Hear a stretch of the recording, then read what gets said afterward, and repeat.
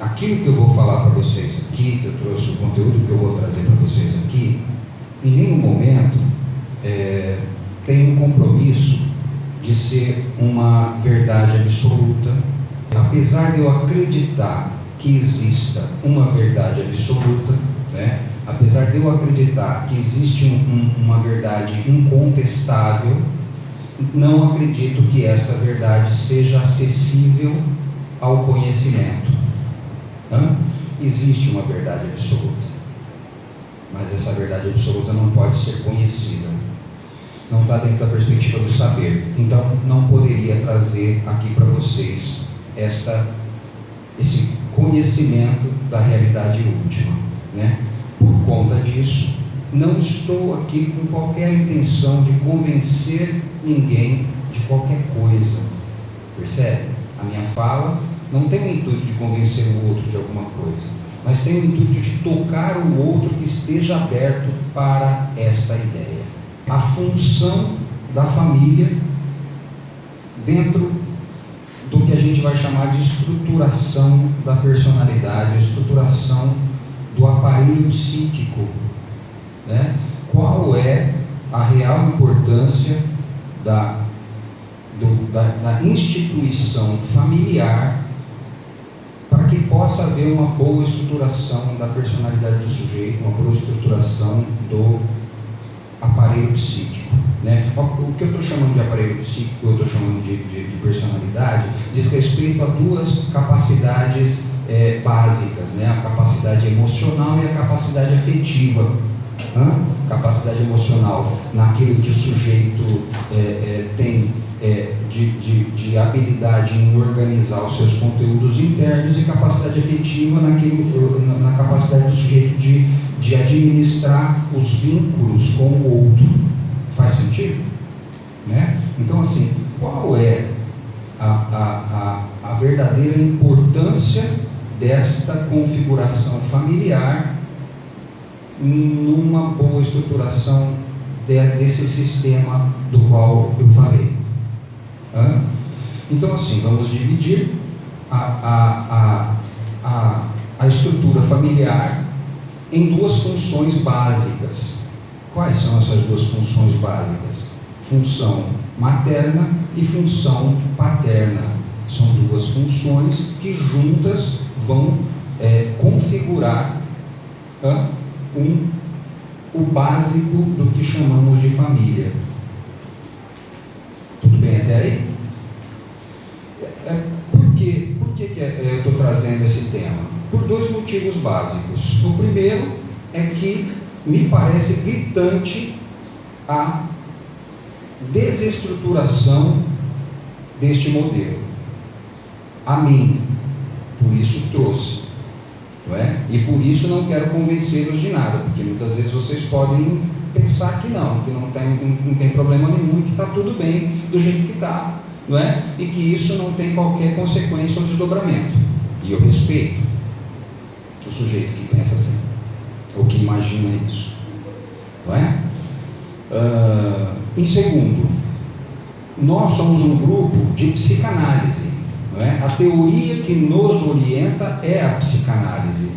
E a psicanálise, segundo Freud, né, o sujeito que estruturou essa teoria e começou com essa ideia, ou pelo menos que reuniu ideias para que pudesse se estruturar isso que a gente chama de psicanálise hoje, ele propôs que o núcleo, ou a essência da perturbação mental estaria justamente relacionada ao que ele chamou de complexo de Édipo. O que é o complexo de Édipo? São as configurações estabelecidas dentro do triângulo formado pelo sujeito, por sua mãe e pelo seu pai.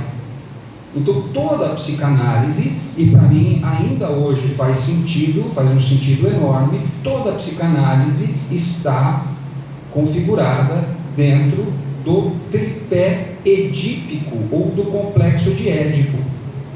Para quem não sabe, o Édipo é um mito grego, não é? que o sujeito matou o pai e casou-se com a mãe, né? A gente está falando do sujeito que matou, o complexo de Édipo é quando o sujeito mata o pai e fica com a mãe? Não, a gente está falando aqui da mãe como um objeto de desejo e o pai como um impedimento de se conseguir este objeto de desejo. Então é uma configuração que vai muito para além da ideia original, que é simplesmente uma alegoria que ilustra esse funcionamento. Faz sentido? Então, ainda, está fazendo sentido, gente? Por favor, me interrompam se necessário for. Estou aberto a um diálogo aí para a gente entender e ter um fluxo bacana de entendimento das ideias. Então, assim, complexo de Édipo dentro dessa perspectiva. Então, o primeiro objeto de desejo do bebê é a mãe. E o primeiro impedimento para que ele possa ter esse objeto de desejo é o pai. Como é estabelecido essa primeira experiência, vai servir de modelo para as próximas. Faz sentido? Falhou ali no começo, ele vai ficar faltando aquilo que ele vai buscar e tentar encontrar em outro lugar, ou vai definitivamente desistir disso. Essa é uma outra possibilidade. Então, na primeira possibilidade, onde ele vai tentar buscar isso em outros lugares, a gente vai chamar de neurose, e quando o sujeito desiste definitivamente de buscar isso em outros lugares, a gente vai chamar de psicose. Então, o psicótico é aquele que desistiu das relações com a realidade. O neurótico é aquele que continua buscando, mas de uma forma infantilizada. Então, gente, é um modelo, né? Então, se ele não conseguiu isso da primeira forma, ele vai tentar de novo ou vai desistir. Então, eu costumo dizer o seguinte: tudo começa na família. Se não tem família, ainda não começou. Eu vou tentar explanar um pouquinho dos fatores que constituem as funções. Então, função materna e função paterna. A função materna é configurada por fatores, a função paterna é configurada por outros fatores. Fatores que podem e devem ser compartilhados entre os dois também, né? O pai aprende muito com a mãe aprende muito com o pai. Então não tem nenhum problema se a mãe, em alguns momentos, exercer fatores da função paterna e vice-versa. No entanto, o que é da função materna é da função materna e deve continuar sendo da função materna e vice-versa.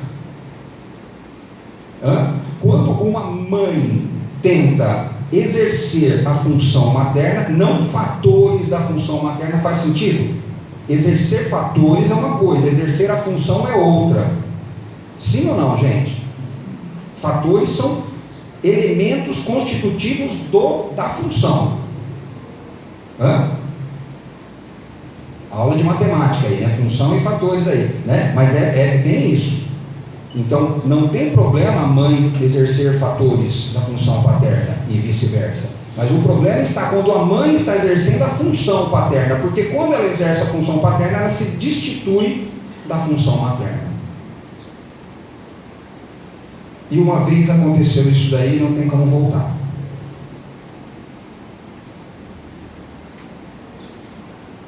Faz sentido? Por que não tem como voltar? Porque internalizou na criança, no sujeito, essa configuração da função. E aí, vamos tentar aí, mais tarde, com terapias e outras técnicas, dar conta disso. Mas ali naquele momento já era. Tudo bem, gente? Então, quais seriam os fatores da função materna? A função materna é, sem sombra de dúvidas, a mais importante.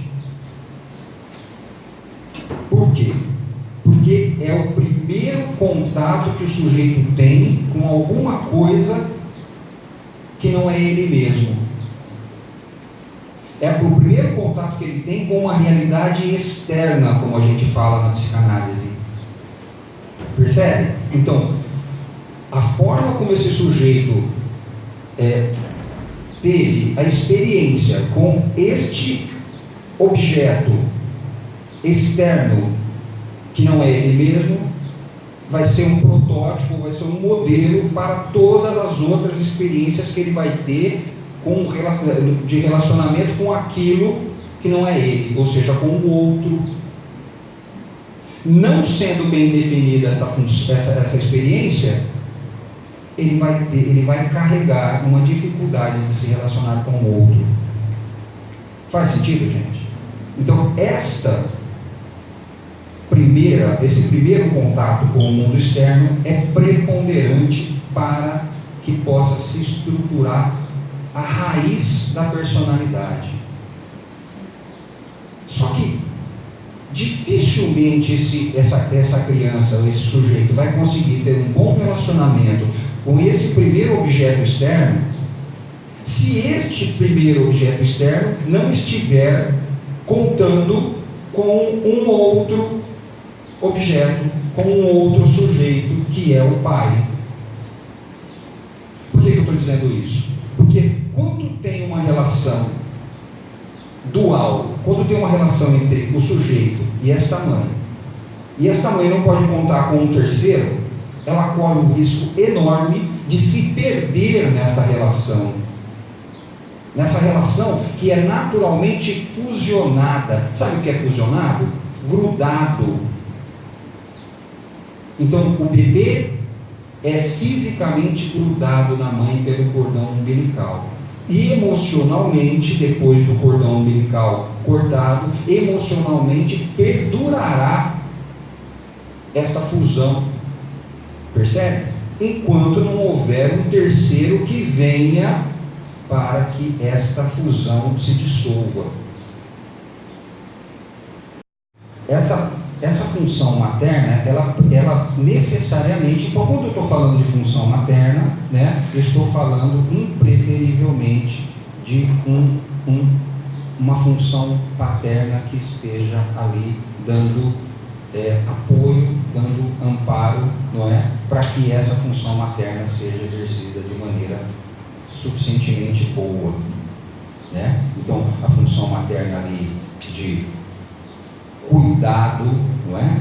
De acolhimento, não é? De carinho, de manuseio, sabe essa coisa de manusear o bebê? Tem um pensador chamado Winnicott, Donald Winnicott, que ele fala da função de handling, ou seja, do manuseio do bebê, não é? Que o bebê se sinta tocado, não é? Que ele sinta prazer em ser tocado, percebe? Que ele reconheça as partes do corpo com o toque da mãe, né? E esta função, né? Esses fatores para serem exercidos de maneira suficientemente boa, é necessário que o pai esteja ali, não é? Dando um apoio a essa mãe, para que ela não se perda nessa relação com o filho, porque é um convite. Se perder na relação com o filho é um convite a toda mãe, não é? Que não tem essa função paterna para auxiliar. E aí essa fusão, né? Quando não há, quando a mãe se perde nessa relação com o bebê, essa fusão que em primeiro momento era física, em segundo momento emocional, não se desfaz. Percebe? E aí a gente tem consequências. Por outro lado, nós temos a função paterna, que tem fatores preponderantes, tão importantes quanto a materna, que são